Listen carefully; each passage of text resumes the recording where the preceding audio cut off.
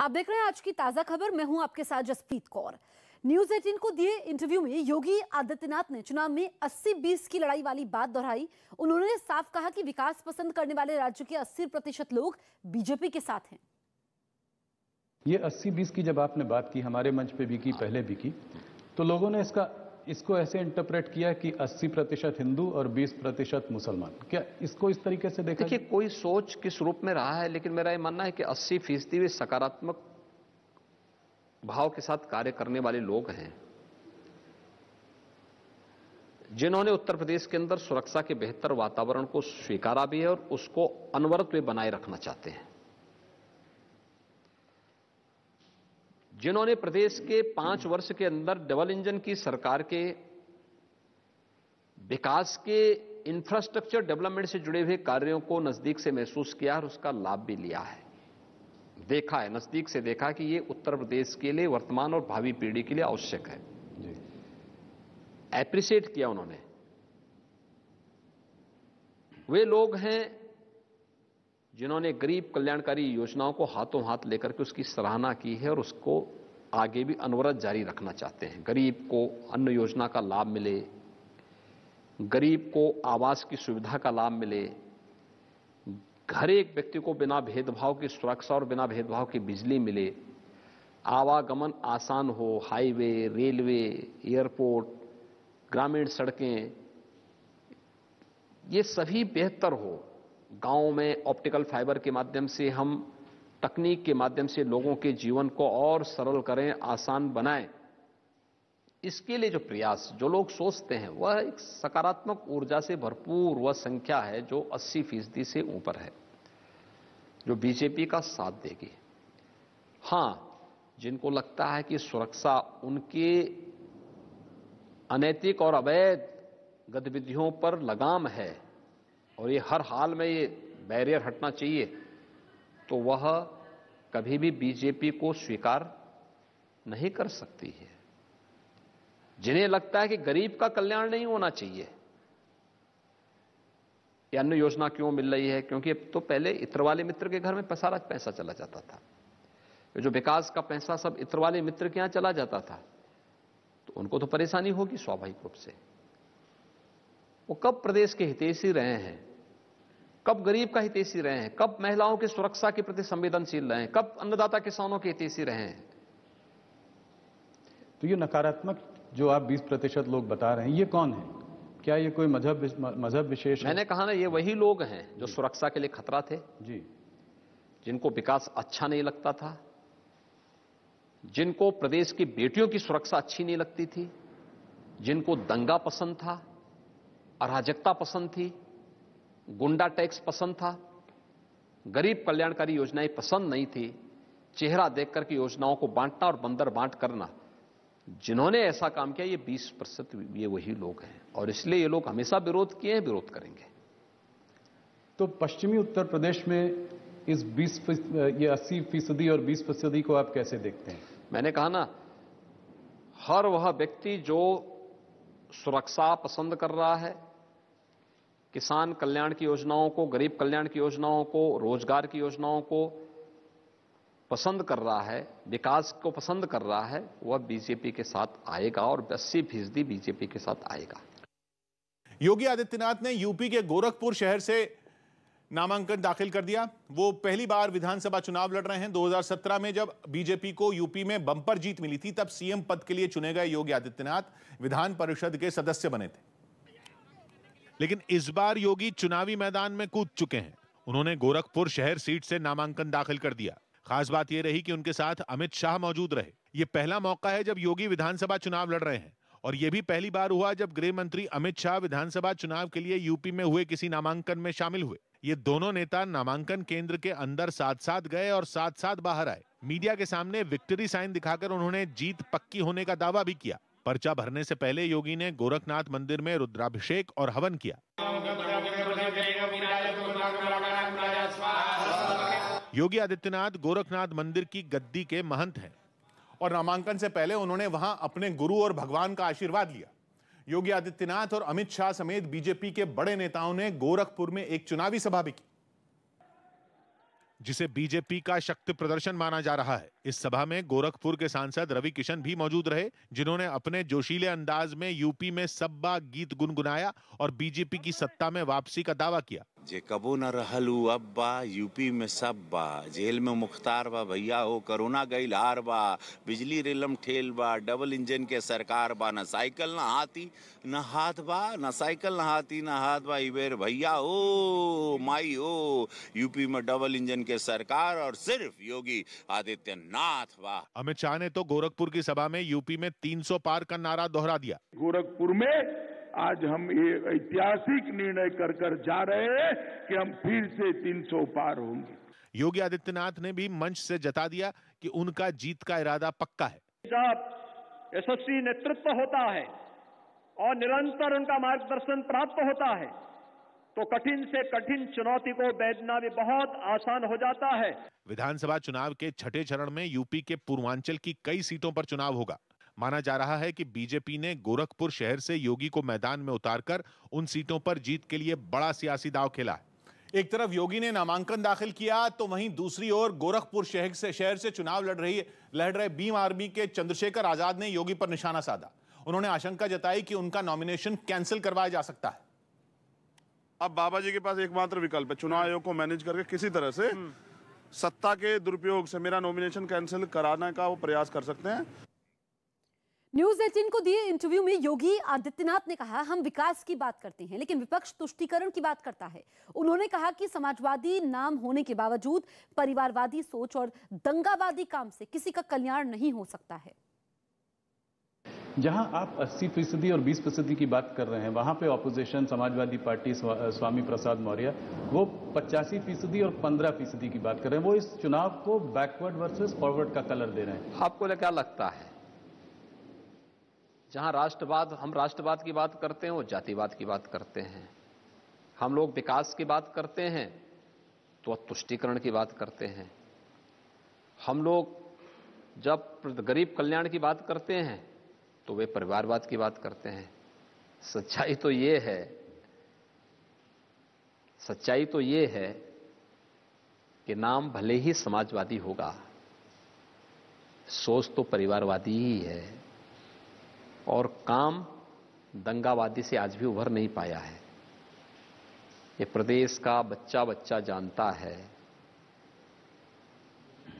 जिन लोगों की सोच कभी परिवार से ऊपर उठ करके नहीं जा पाई है, उन लोगों से आप ओबीसी समुदाय के कल्याण की बात करते हैं या अनुसूचित जाति के कल्याण की बात करते हैं या उनसे आप किसी सामाजिक सौहार्द की अपेक्षा रखते हैं। ये सोच ही अपने आप में मुझे लगता है कि कोरी कल्पना के अलावा और कुछ नहीं। केंद्रीय मंत्री और यूपी में बीजेपी के सह चुनाव प्रभारी अनुराग ठाकुर ने अखिलेश यादव पर बड़ा हमला बोला। उन्होंने उनके सीएम आवास खाली करने के बाद वहां से गायब हुई टोटी के बहाने उन्हें घेरा। अपराधी छवि वाले कभी गरीब का उत्थान नहीं कर सकते और इसीलिए गरीब भी कहता है जो टोटी चुराते हैं वो रोटी क्या देंगे। तो पंजाब में सीएम चेहरे के मुद्दे पर नवजोत सिंह सिद्धू ने कांग्रेस आला कमान को ही निशाने पर ले लिया। पंजाब कांग्रेस में इस मुद्दे को लेकर जारी खींचतान के बीच सिद्धू अमृतसर में अपने समर्थकों के बीच पहुंचे, जहां मौजूद लोगों ने उन्हें सीएम पद का चेहरा बनाए जाने के लिए नारेबाजी शुरू कर दी। हमारा सीएम कैसा हो? नवजोत सिद्धू जैसा हो। इसी कार्यक्रम में नवजोत सिंह सिद्धू ने पंजाब में सीएम चेहरे की दावेदारी को लेकर आला कमान पर निशाना साधा। ऊपर वाले तो चाहते कोई कमजोर या मुख्यमंत्री होवे जड़ा इन्हां दी ताल दे उत्ते नचे ता थैया फिर उत्तों कहण नाच मेरी बोल के पैसा मिलेगा। यही नहीं, सिद्धू ने बगैर नाम लिए इशारों में सीएम चन्नी पर भी सवाल उठा दिए, जिसके बाद मुख्यमंत्री चरणजीत सिंह चन्नी भी सामने आए। उन्होंने पार्टी नेताओं को सीएम चेहरे के मुद्दे को बेवजह तूल नहीं देने की नसीहत दे डाली और साफ कर दिया कि पार्टी आला कमान जिसका नाम तय करेगी वो उसका समर्थन करेंगे। कमजोर होवे तकड़ा होवे जीनू पार्टी कहेगी ऐसी उदे नाल चलना है। वहीं बीजेपी ने पंजाब में कांग्रेस के सीएम चेहरे पर सिद्धू के बयान को गांधी परिवार पर हमला बता दिया। सिद्धू जी का सीधा आक्रमण कर दिया। सोनिया गांधी और राहुल गांधी पर आक्रमण है, प्रियंका गांधी पर आक्रमण है। इस घमासान के बीच कांग्रेस आला कमान की ओर से बताया गया कि पार्टी 6 फरवरी को पंजाब में सीएम के चेहरे का ऐलान करेगी। अहमदाबाद के धंधुका में हुई किशन भारवाड़ हत्या का गुजरात एटीएस ने रिक्रिएशन करवाया।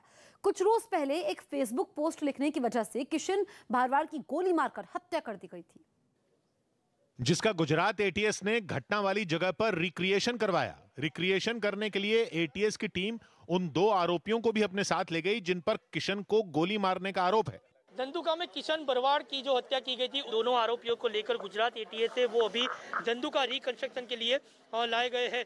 घटना की जांच के लिए एफएसएल टीम को भी बुलाया गया, जिसकी मदद से ये जानने की कोशिश की गई कि आरोपियों ने हत्या के लिए कैसे और कितनी गोलियां चलाई थीं। किशन की हत्या करने के बाद दोनों आरोपियों ने हथियार और मोटरसाइकिल को एक खेत में छिपा दिया था और इसे भी रिक्रिएशन के जरिए समझने की कोशिश की गई।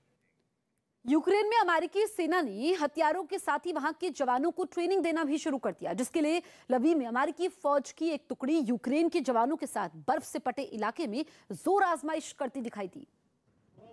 जो हथियार थामे दुश्मन के गढ़ को भेदने के इरादे से आगे बढ़ते दिखाई दिए। उन लोगों ने वहां एक ट्रेनिंग कैंप लगाकर कई आधुनिक हथियारों को चलाने का तरीका यूक्रेन की सेना के जवानों को सिखाया। इस दौरान अमेरिकी जवानों ने कई ग्रेनेड और रॉकेट दागे। То есть знищити ворога в цих спорудах і знести нанівець якісь його ефективні дії. हथियारों के इस प्रदर्शन में मीडिया को खास तौर पर बुलाया गया, जहां दोनों सेनाओं के जवानों ने मिलकर सैन्य अभ्यास किया। बीजेपी नेता सतीश पूनिया ने कांग्रेस को राजस्थान से उखाड़ फेंकने की प्रतिज्ञा ली। सतीश पूनिया राजस्थान बीजेपी के अध्यक्ष हैं और वो यूपी में पार्टी उम्मीदवार के प्रचार के लिए अलीगढ़ पहुंचे थे, जहां उन्होंने एक चुनावी सभा में कांग्रेस पर हमला किया। इसके साथ ही सतीश पूनिया ने राजस्थान का भी मुद्दा उठाया और वहां कांग्रेस को सबक सिखाने की कसम खाई। राजस्थान में कांग्रेस पार्टी को हम लोग जड़ से नहीं उखाड़ दें, तब तक माला नहीं पहनूंगा, साफा नहीं पहनूंगा और शाम का भोजन नहीं करूंगा। सतीश पूनिया के इस बयान पर पलटवार करने में सचिन पायलट ने देरी नहीं की। बहुत लंबे समय तक भूखे रहेंगे, मैं ये कह सकता हूँ। इसके साथ ही सचिन पायलट ने आरोप लगाया कि बीजेपी गरीब विरोधी पार्टी है। रक्षा मंत्री राजनाथ सिंह आज यूपी के दौरे पर पार्टी प्रत्याशियों के लिए वोट मांगते हुए दिखाई देंगे। राजनाथ आज सुबह 11:40 पर मथुरा की बलदेव विधानसभा में जनसभा को संबोधित करेंगे और पार्टी प्रत्याशी के लिए वोट मांगेंगे। इसके बाद दोपहर करीब 1:15 बजे राजनाथ सिंह आगरा की खेरागढ़ विधानसभा पहुंचेंगे और खेरागढ़ में रैली को संबोधित करेंगे। खेरागढ़ के बाद राजनाथ दोपहर 3 बजे आगरा ग्रामीण विधानसभा के कुंडोल पहुंचकर जनसभा को संबोधित करेंगे। जयपुर के बस्सी इलाके से एक हैरान करने वाला वीडियो सामने आया। वहां एक स्कूल में तेंदुए के घुसने से हड़कंप मच गया। बताया गया कि घटना के वक्त उस स्कूल के हॉस्टल में करीब 300 बच्चे मौजूद थे। तभी वो तेंदुआ उस स्कूल के बाथरूम में घुस गया, जिसके बाद बाथरूम को बाहर से बंद कर इसकी सूचना वन विभाग को दी गई। जानकारी मिलते ही वन विभाग की टीम वहां पहुंची और उसे पकड़ने के लिए तैयारियां शुरू कर दी। इसके बाद तेंदुए को खिड़की की आड़ में खड़े होकर बेहोशी वाला इंजेक्शन दिया गया, क्योंकि रेस्क्यू के दौरान उसके करीब जाना खतरनाक हो सकता था। तेंदुए के बेहोश होते ही वन विभाग की टीम उसके पास पहुंची और फिर उसे उठाकर एक लोहे के पिंजरे में बंद कर दिया। इसके बाद उस पिंजरे को एक गाड़ी पर रखकर वन विभाग की टीम जंगल की तरफ लेकर चली गई। तब जाकर स्कूल में पढ़ने वाले बच्चों ने राहत की सांस ली। गुजरात के वडोदरा से हैरान करने वाली तस्वीरें सामने आई। वहां लाखों रुपए की अवैध शराब को प्रशासन ने अपनी निगरानी में नष्ट करवा दिया। बताया गया कि पिछले 1 साल में शराब की जितनी भी बोतलें जब्त की गई थी, उन पर यह कार्रवाई की गई, जिसके लिए बुलडोजर की मदद ली गई और शराब की बोतलों को जमीन पर फैलाकर उन्हें तोड़ा गया। ताकतवर बुलडोजर से कुछ ही देर में शराब की सभी बोतलें नष्ट हो गईं। इस कार्रवाई के दौरान वहां पुलिस के बड़े अधिकारी भी मौजूद रहे। कुल मिला के 35,000 जितनी बोतल दारू को आज हम लोगों ने रिस्ट्रिक्शन किया है। राज्य में शराबबंदी लागू है, इसके बावजूद शराब की हजारों बोतलें छापेमारी में बरामद की गई थीं। यूपी के हमीरपुर की राठ सीट से समाजवादी पार्टी की प्रत्याशी के डांस का वीडियो वायरल हो गया। राठ विधानसभा सीट से पार्टी ने पहले पूर्व विधायक गयादीन अनुरागी को टिकट दिया था, लेकिन 24 घंटे के अंदर ही उनका टिकट कट गया और चंद्रवती वर्मा को उम्मीदवार बना दिया गया, जिनका एक वीडियो सोशल मीडिया पर वायरल हो गया, जिसमें वो 2 और लड़कियों के साथ फिल्मी गाने पर थिरकती नजर आईं।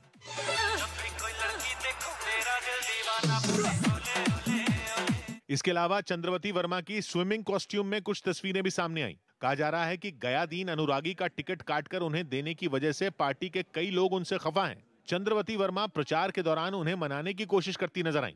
देखिए, ये राष्ट्रीय अध्यक्ष जी का डिसीजन था मुझे टिकट देना, और बहुत से लोग हैं जो मुझसे नाराज है और मैं अभी इस पार्टी में नहीं हूँ।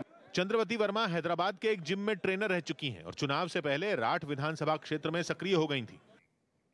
बीजेपी के राष्ट्रीय अध्यक्ष जेपी नड्डा आज उत्तर प्रदेश में ताबड़तोड़ जनसभाओं को संबोधित करेंगे। नड्डा दोपहर करीब 12:40 पर हापुड़ में जनसभा को संबोधित करेंगे। इसके बाद नड्डा दोपहर 3:20 पर मुरादाबाद में लोगों को संबोधित करेंगे। मुरादाबाद के बाद शाम 5:30 बजे नड्डा नोएडा पहुंचेंगे और कई कार्यक्रमों में शिरकत करेंगे। नड्डा शाम 5:35 पर नोएडा के सेक्टर 12 में घर घर प्रचार करेंगे, जबकि शाम 5:50 पर नोएडा में प्रभावी मतदाताओं के साथ संवाद कर पार्टी प्रत्याशी के लिए वोट मांगेंगे। एमआईएम नेता ओवैसी पर फायरिंग की घटना पर भी मुख्यमंत्री योगी आदित्यनाथ ने खुलकर बात की। उन्होंने गोली चलने की घटना को दुर्भाग्यपूर्ण बताया। साथ ही सभी नेताओं से यह अपील की है कि भाषणों के समय सभी वर्गों और समुदायों की भावनाओं का ख्याल रखा जाए। आप ये बताइए कि आप एक बहुत बड़ा मुद्दा प्रदेश में ये मानते हैं कि लॉ एंड ऑर्डर की सिचुएशन आपने बहुत इंप्रूव की। आप चुनाव का ये बड़ा भारी मुद्दा लेके, चाहे आप हों, चाहे प्रधानमंत्री हों, अमित शाह जी हों, सब लोग इसके बारे में बात करते हैं। कल ओवैसी जी पे गोली चल गई, उनके काफिले पे गोली चल गई, इसको आप कैसे देखते हैं? देखिए, हम लोकतंत्र में बैलेट पर विश्वास करते हैं, बुलेट पे नहीं।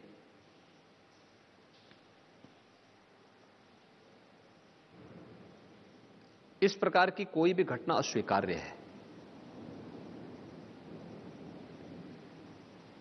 मंच पे उनके अपने भाषण होंगे, हमारे अपने भाषण होंगे। हमारे मध्य वैचारिक मतभेद हो सकते हैं, लेकिन इस प्रकार की किसी को भी सुरक्षा के साथ खिलवाड़ करने की छूट नहीं दी जा सकती। एक दूसरा, मैं सभी दलों के नेताओं से भी इस बारे में अपील करूंगा कि मंच से भाषण देते समय इस बात को ध्यान में रखें कि हर वर्ग की भावनाओं का भी सम्मान होना चाहिए। हम वोट बैंक के लिए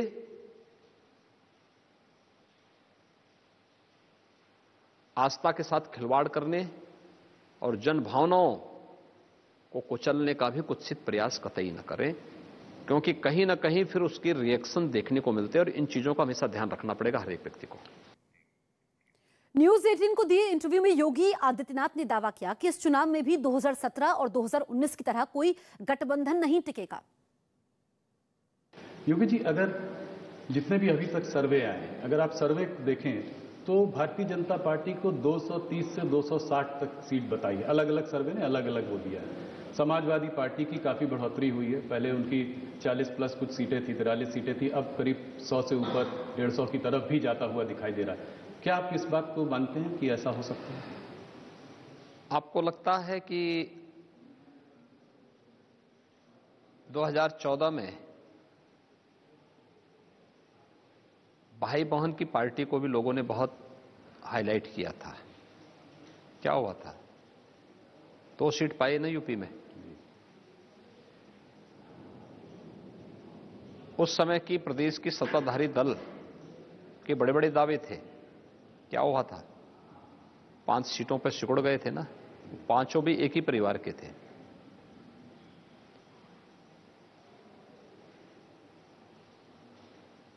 2017 में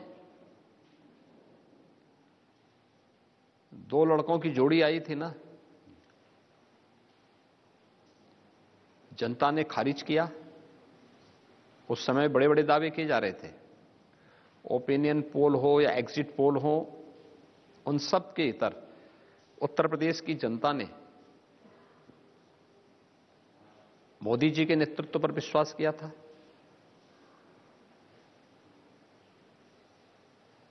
भारतीय जनता पार्टी को अपना समर्थन दिया था। 2019 में महागठबंधन बन गया था।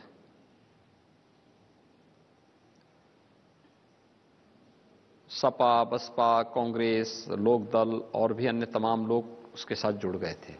परिणाम क्या रहा? भारतीय जनता पार्टी 64 सीट पाकर के नंबर 1 पर थी। नंबर 2 पर जो थी वो मात्र 10 सीटें पाई थी, बहुजन समाजवादी पार्टी।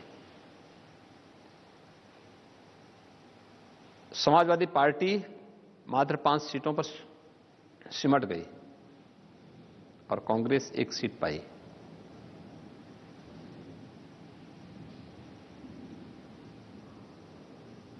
इस चुनाव में भी आप यही देखेंगे जी, उस वक्त भी सर्वे आपको कम सीटें। मैं क्या कह रहा हूं ना, देखिए सर्वे, ओपिनियन पोल और एग्जिट पोल दोनों, आप तीनों चुनावों का देख लें जी, तीनों चुनाव में क्या ट्रेंड है और मतदान का ट्रेंड क्या है। मोदी जी की लोकप्रियता में कोई कमी नहीं, बढ़ोतरी हुई है जी। वैश्विक मंच पर भारत की प्रतिष्ठा बढ़ी है। आंतरिक और बाह्य सुरक्षा के मोर्चे पर भारत पहले की तुलना में 7 वर्ष पूर्व की तुलना में बहुत बेहतर स्थिति में है। उत्तर प्रदेश के अंदर 5 वर्ष के दौरान सुरक्षा के मुद्दे पर एक बेहतरीन स्थिति में हम लोग आए हैं। निवेश की व्यापक संभावनाएं यूपी के अंदर बनी हैं। रोजगार के सृजन हुए हैं। युवाओं को नौकरी पारदर्शी तरीके से मिलती हुई दिखाई दी है। अन्नदाता किसानों के भविष्य के लिए और अन्नदाता किसानों की खुशहाली के लिए नया करने की एक व्यवस्था हुई। ऋण माफी से लेकर के प्रधानमंत्री किसान सम्मान निधि और लाखों हेक्टेयर लैंड को सिंचाई की अतिरिक्त क्षमता विकसित करने की कार्रवाई। एमएसपी से लागत का 1.5 गुना दाम किसान को आज प्राप्त हो रहा है। बहुत सारी चीजें हैं। महिलाओं को सुरक्षा मिली है, उनके आर्थिक स्वावलंबन की तरफ से भी सरकार ने बहुत कुछ कदम आगे बढ़ाए हैं। तो डबल इंजन की सरकार का लाभ उत्तर प्रदेश के अंदर मिला है। तो ये सभी चीजें जुड़ेंगी तो 300 का पार बीजेपी पाएगी। और आपने देखा होगा,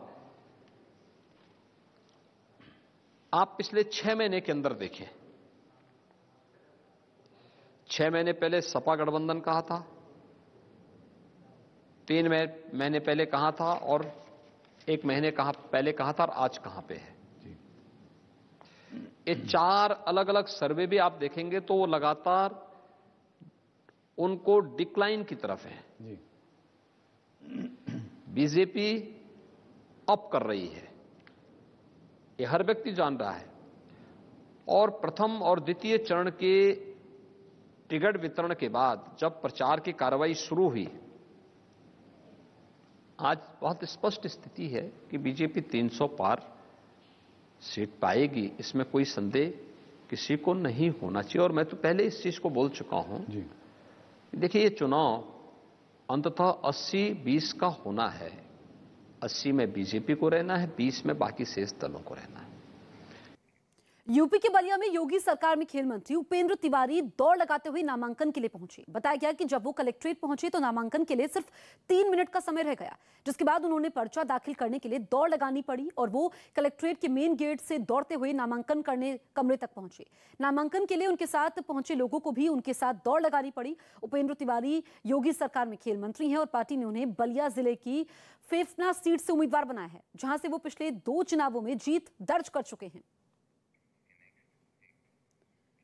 यूपी चुनाव में एक बार फिर से पाकिस्तान की एंट्री हो गई है। लोनी से बीजेपी विधायक नंद किशोर गुर्जर ने समाजवादी पार्टी पर निशाना साधा। उन्होंने समाजवादी पार्टी को वोट देने का मतलब पाकिस्तान को वोट देना बताया। नंद किशोर ने यह भी कहा कि अगर समाजवादी पार्टी की सरकार बनती है तो सबसे पहले राम मंदिर निर्माण रुक जाएगा। समाजवादी पार्टी कोई पार्टी नहीं है, हिजबुल मुजाहिदीन आतंकी संगठन इसके प्रमाण है। उसकी एक राजनीति समझाओ।